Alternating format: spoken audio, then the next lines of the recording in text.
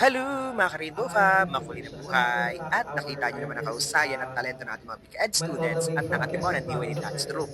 At ito na ang huling part ng ating vlog.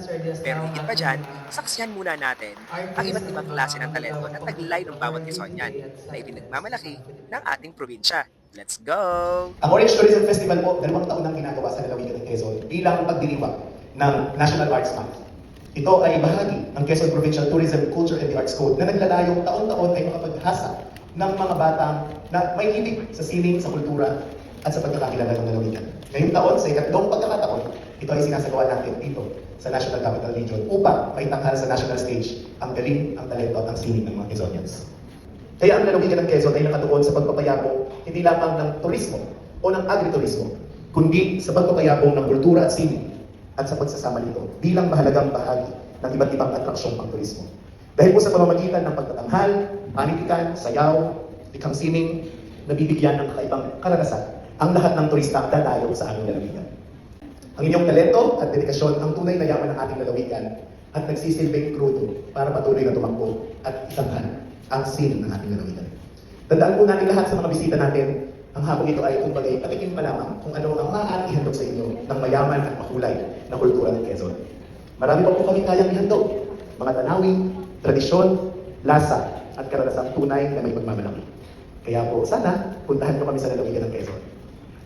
At para sa mga Quezonians na nandito, sana saan man po tayo magpunta, lagi nating daladala ang pusong Quezonian. Ang ating kwento, ang husay, at ang ating talento. Tara na po sa Quezon at suportahan natin ang lahat ng lokal na may pagmamalaki ng ating lalawigan. Maraming salamat. Very dear to my heart, which happens to be the theme of the National Arts Month celebration this year.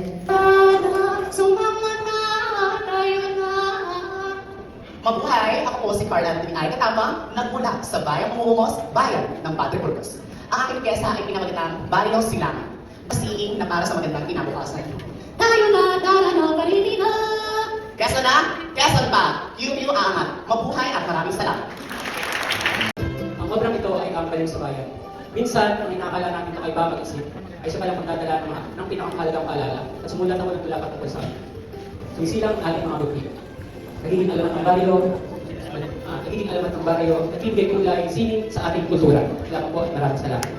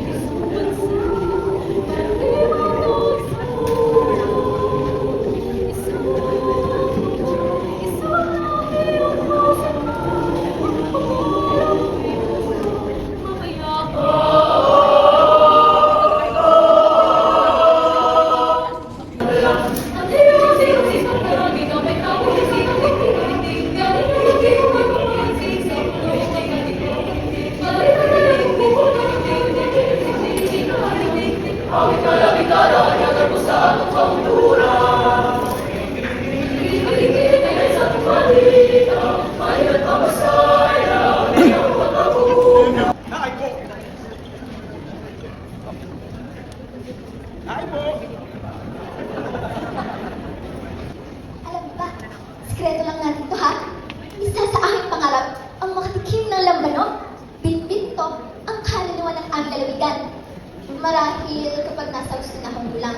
Ngunit ngayon ay na sa pananood sa bawat pag-naaibo na siyang hindi nawawala sa lahat ng mga kaganapan sa buhay ng isang taal na taga Quezon.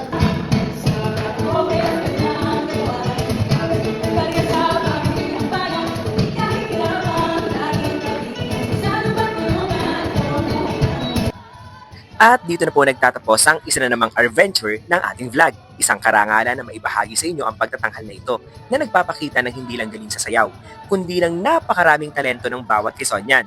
Patuloy nating suportahan ang ating mga artist at ang turismo ng Quezon. Maraming salamat po sa inyong pagtutok. Hanggang sa muli, makulay na buhay!